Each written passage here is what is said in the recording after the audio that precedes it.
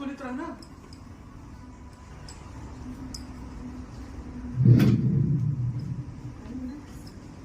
माझ्या खोलीत राहा. तुझ्या खोलीत मी तुझ्यासोबत तुझं डोकं ठिकाणावर उडान टाकू. मस्करी करायची वेळ नाही या. गोष्टी जरा सिरियसली घ्यायचा. आणि मुळात माझ्या बरोबर हे सगळं झालं याचा अर्थ असा नाही की तुला चान्स मिळाला. हे जत्रा गप ग. मी बोललो का असं काही?